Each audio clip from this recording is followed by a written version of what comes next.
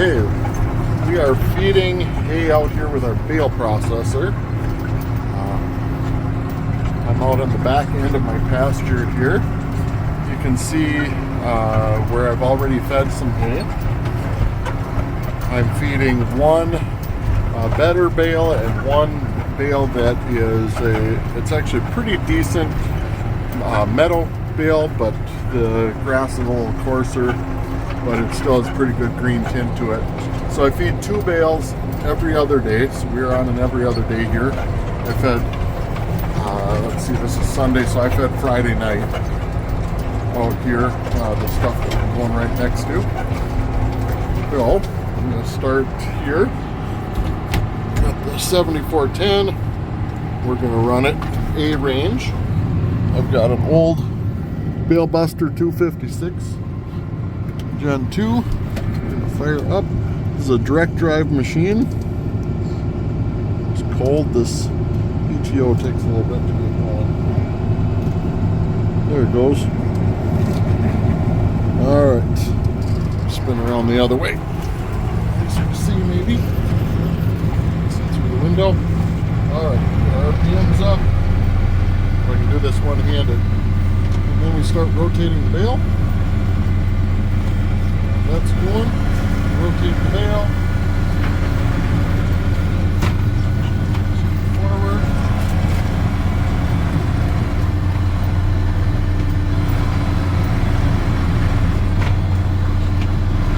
Drive in a straight line with one-handed.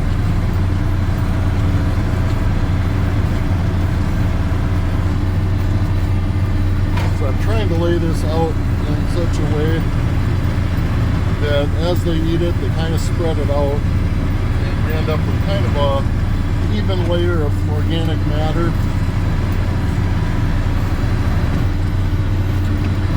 Across the pasture. That's going to give good fertilization, a combination of the old hay, and then the cattle will kind of work it in, and they'll add some additional nutrients of their own.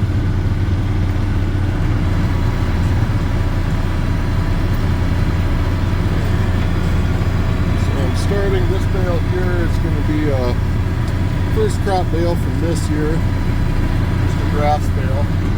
Plant grass, nothing special. And it's, I think there's probably some rain on it. You can see there's a fair amount of dust coming off of this bale. This year was a kind of a tricky year to make dry hay. I'm usually pretty successful finding windows in dry hay, but this year was definitely a challenge, and I did end up with a little bit of hay that got rained on. The last of it is falling down inside there. So I'm going to drop the next bale in. This. And we'll turn off my PTO. I don't have a CV PTO shaft on this processor, so that does limit how tight I can turn with this thing running, otherwise it starts chattering pretty good. I'll get turned around, pointed the other way, and then we'll lay another windrow kind of right alongside this original one. Cattle heard me and they're coming back. Some of them were up getting a drink of water. There they all are. Kind of also knocking down all these weeds as we go too. You can see how we've got a bunch of weeds standing here, and they've got them kind of mowed down. All right, we're gonna fire up our PTO again. There we go. And start running our hydraulics to process this bale. This hay is coarser, and it comes off the bale quicker, so I end up running kind of a little bit at a time, try and space it out, otherwise I dump a lot of hay all together. This one.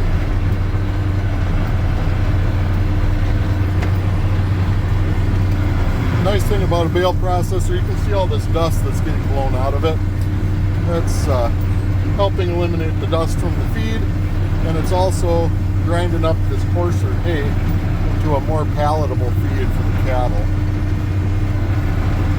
As you can see, they're definitely leaving some behind, but the price of hay right now, I'm not too worried about that. I just as soon get a little bit of this as fertilizer out here in the pasture.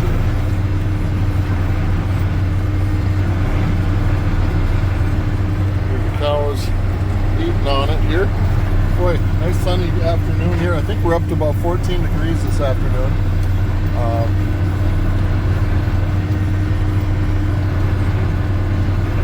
Started out chilly this morning. We were 6 below. But the cattle seem to be doing pretty well. Happy on this stuff. See, I probably should have started a little bit sooner. I got this tree here. I think I'm just going to go right over the top of it, but otherwise I put a light bit down around it. I should have started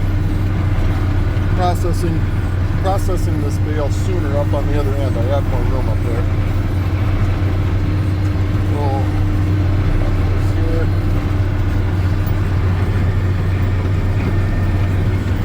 Yeah, get me a GoPro or something. The cell phone works pretty good for taking video, but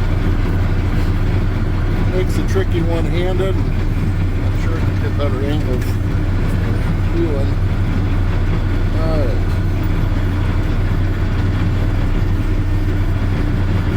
As I made it to this end, I'm actually going to turn the PTO off. We're going to run up to the other end and put the rest of this bale up on the other side. Don't need it down here, but there you can see they must have found the best part of the hay or something there, somewhere in the middle, eating on both bales. But this, similar to unrolling hay, allows them to graze versus feeding out of a ring. They're able to be somewhat selective about the hay that they're eating, whereas a ring, they don't waste very much in a ring. They'll clean up the hay in a ring, but it does force them to eat less desirable hay. You know, if you're wanting them to be in better condition, this way they're ending up with better hay. It looks like they're actually choosing that meadow hay over the upland hay. That would be on the row that's closest to us here.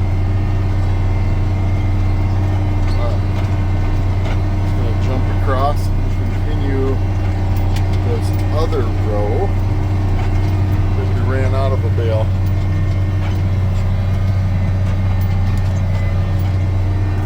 Alright, slow her down, get her PTO back in. So, starting up, processing this bale.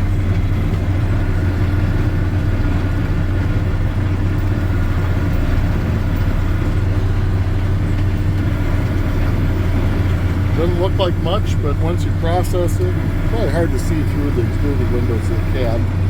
But once it's been processed, the bale actually looks like pretty nice hay, fairly green.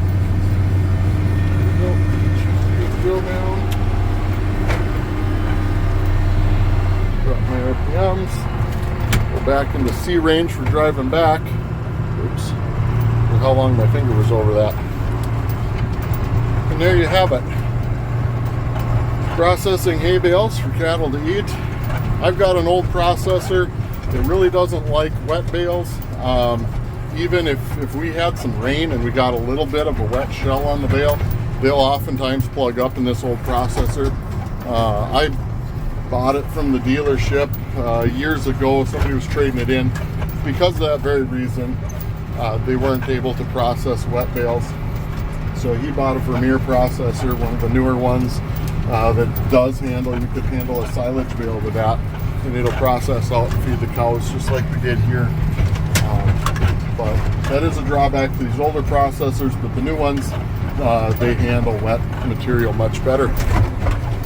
And I think once I get back into the yard, I'm going to try and get some of the net wrap off. I've been feeding every other day here since Christmas Eve, so about a week and a half we've been feeding out here in the pasture.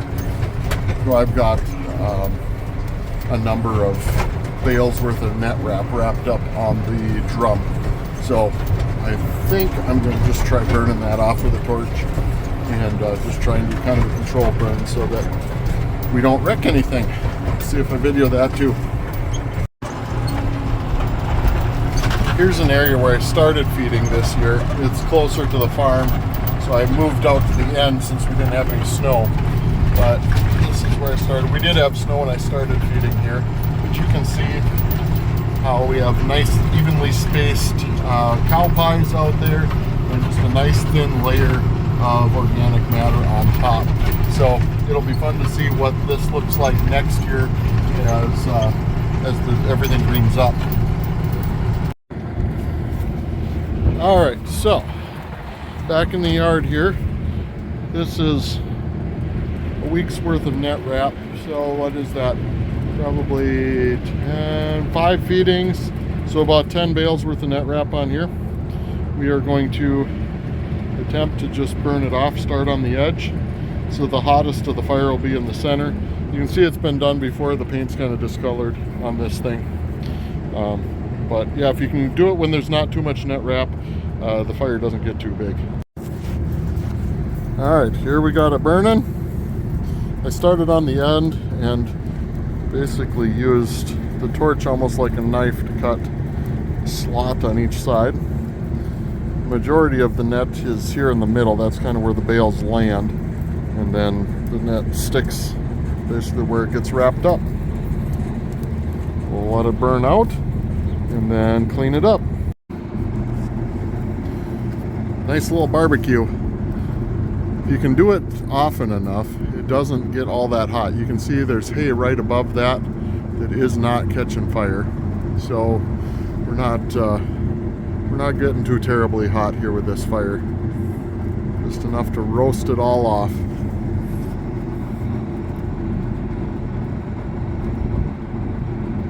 What I'll do when we're all done is grease the end bearings, make sure those are all full of grease again, just in case any of it got boiled out.